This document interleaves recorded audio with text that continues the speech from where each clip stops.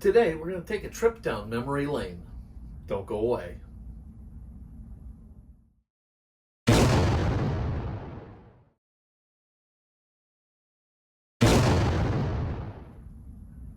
Hello, everybody, and welcome to Fat Guy Productions. I am Paul, coming to you, as always, from beautiful Las Vegas, Nevada. Well, we've kind of reorganized our world, and this room in the house is now a place for cutting and heat pressing. We've got the heat press over here, we got the vinyl cutter over here, we got the Glowforge, everything we need to do those kinds of things. So, we are in a new place in the house for today's t-shirt video. Now, it is a t-shirt video, but it's also going to be a little bit of a trip down memory lane. Now, I know most people don't like these long, drawn-out introductions, and I really try not to do this, but you need to hear the story here so you understand what we're doing today. So, when I was a kid growing up in the 70s, we had this stuff. Vampire blood. Okay, now they still make it today, but this was the real deal, okay? The white tube, vampire blood, it was so wonderful, and I don't think there was ever a day that went by I didn't have a tube of this somewhere, okay? Loved this stuff, vampire blood, great stuff. Now this is just an empty tube. I won't get rid of it. I'm trying to find a real tube so I can do a video on it for you, but anyhow, this is what's inspiring today's shirt project, okay? This tube of vampire blood, we're going to make a vampire blood t-shirt. But the real crux of the video is not just this old vampire blood, but we're going to use a different kind of product here that's going to give this shirt a wonderful retro feel. Let me tell you about it.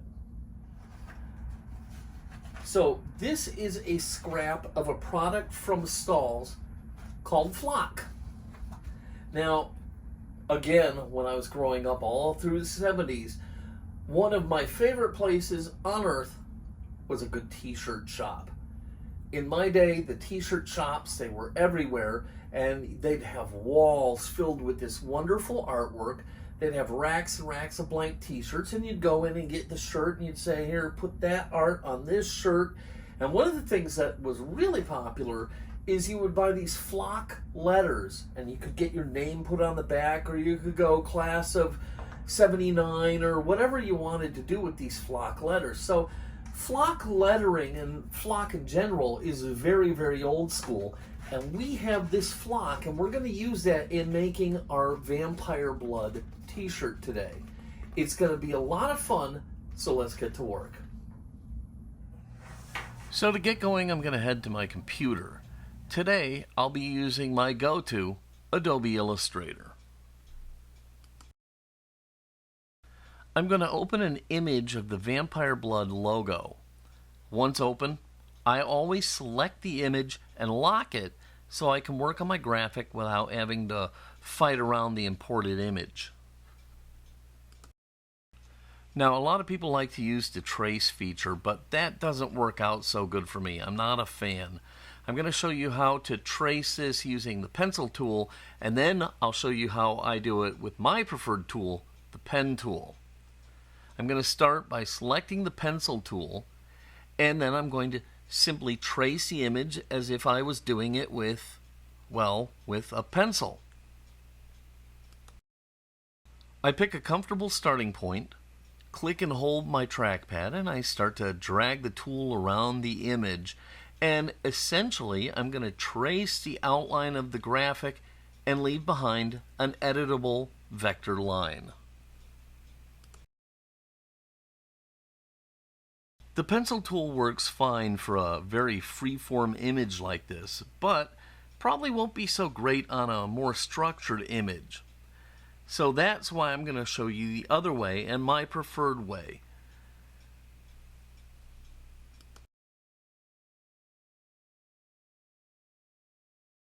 I like to use the pen tool. The pen tool is the key to being able to use Illustrator. I won't go into a bunch of detail here, but if you learn how to use the pen tool, you'll know how to use Illustrator. Essentially, I'm just going to go around the image, clicking and placing control points. From there, I can drag out and create curves and essentially trace my image. Learning to use the pen tool takes practice, but you'll be thankful once you've learned to use it.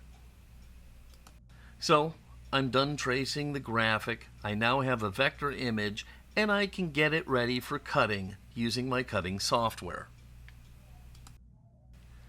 So I'm going to open up the image I just created in my cutting software. I use Sure Cuts A Lot 5 to handle my images and drive my US Cutters SC2 vinyl cutter.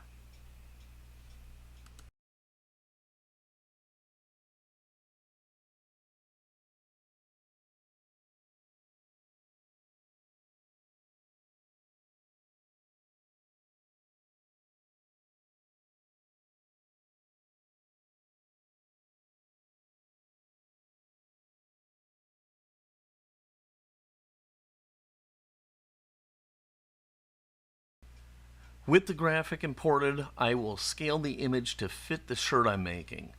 For men's shirts, I like to use a graphic width between 10 to 12 inches. I hate shirts with art that looks like a postage stamp. For women's shirts, I run the graphic between 8 and 10 inches wide. Today's project is for Reggie, so I'll make the graphic 8 inches wide. Once sized, I'll drag the graphic on the representation of the vinyl to a spot that I want it to cut, and then I'll address the cut settings. Sure Cuts A Lot keeps most of my settings organized. I really only need to double check a couple of them and make sure the most important thing is set properly, the mirror setting. For most vinyls, you cut the image in reverse.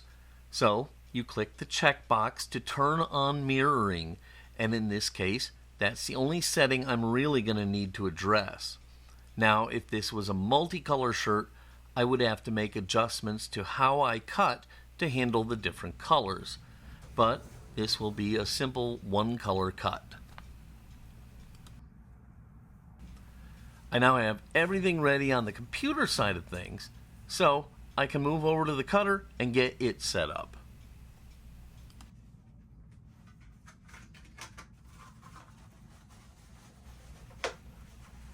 I'll get my flock material and I'll load it into the cutter's feed rollers.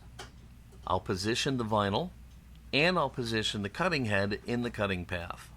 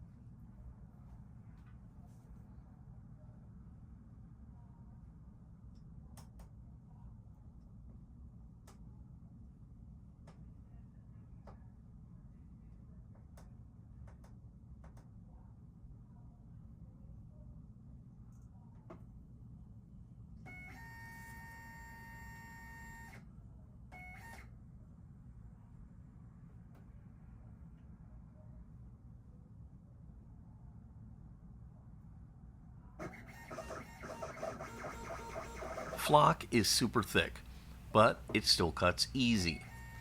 You will need to increase the downforce on the cutting blade, and I suggest slowing the cutting speed down.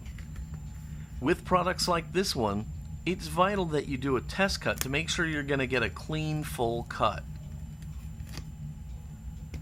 Run the test, weed away a piece of the cut, make sure that it comes up clean and easily, and once you're properly set up, you can go ahead and send the cut job on over.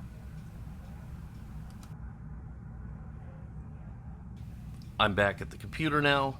I'll give everything a final check, and once I'm satisfied, I'll click cut and sit back while my SC2 does the work.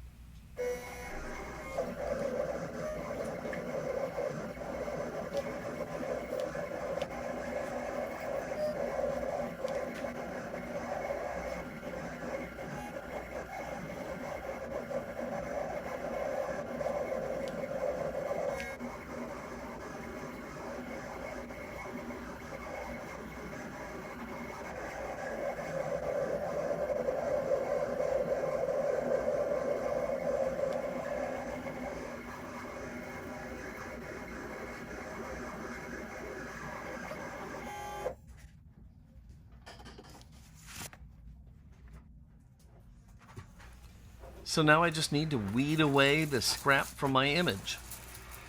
Flock material actually weeds pretty well, but it can tear pretty easily, so move slow and be sure to follow the cut lines.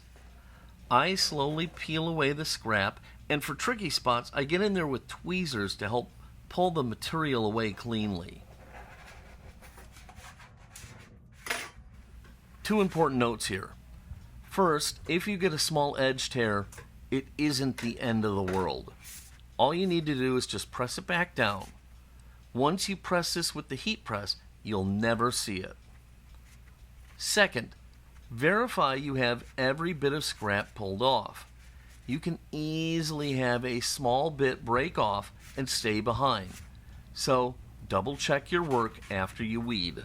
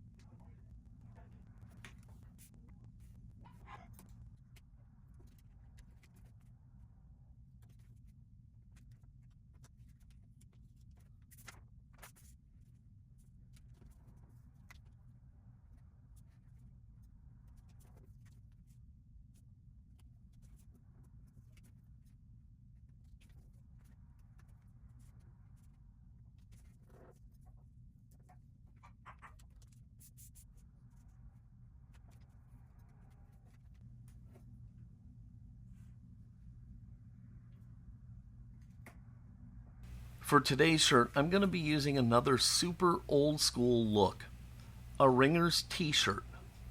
A Ringer t-shirt is one with a solid color body and a highlight color at the neck and sleeves. I'll be using a red and white Ringers here. It should really carry off the vampire blood tube look.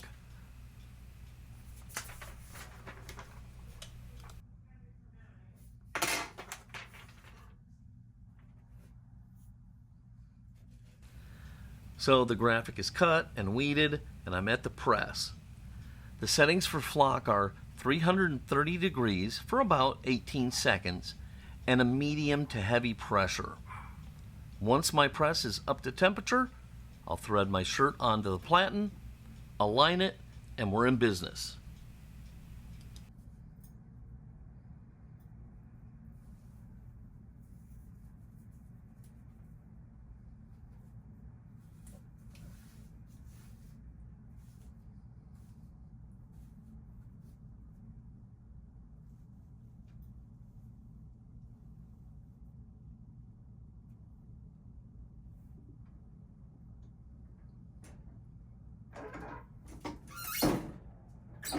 I use the first pressing to flatten the shirt, remove any moisture from it, and it gives me an opportunity to set the pressure.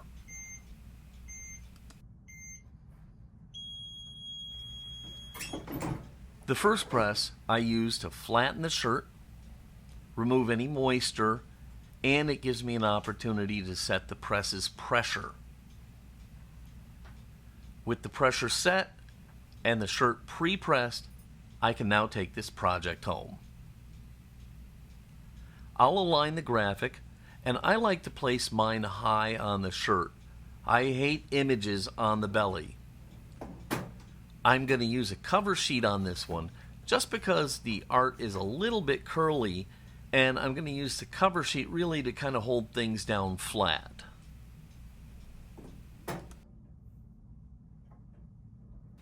So I've pretty much got everything ready, and I can finally close the press and transfer my image.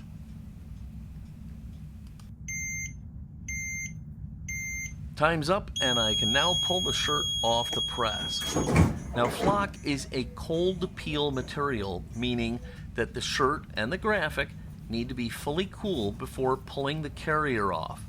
So I'll just lay the shirt out and give it a minute to cool off.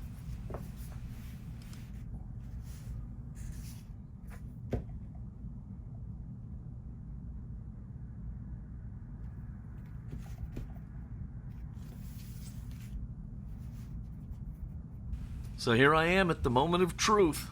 I'm going to pull the carrier off by pulling it back over itself, and with my other hand I'll be holding the shirt down nice and flat. Boom. Done. Look how cool this shirt is.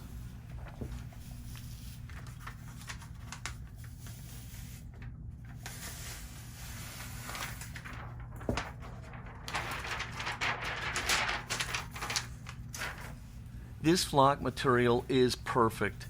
It is so much fun. It's bright, it's soft, it's got that raised old school flock look.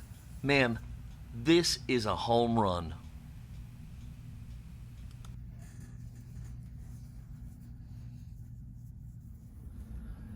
So here it is, my Ringer t-shirt with the Flock Vampire Blood logo on the front.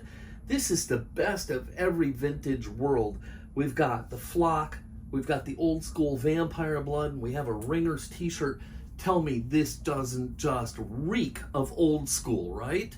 And then look what I did here on the back. And I didn't show you this, but I took regular vinyl and I put the little safety instructions that are on the tube as a locker tag on the back of the shirt to give you a nice finished product. Anyhow, I love this Flock. It holds up really well in the wash. I think it looks fantastic, and I think the shirt came out great. I hope you love it. If you did, please give this video a big thumbs up, click subscribe, and don't forget to click the notification bell so you never miss one of my t-shirt videos. As always, if you have any questions or comments, leave them down below. I love to hear from you guys, and I'd love to hear about your adventures in an old school t-shirt shop.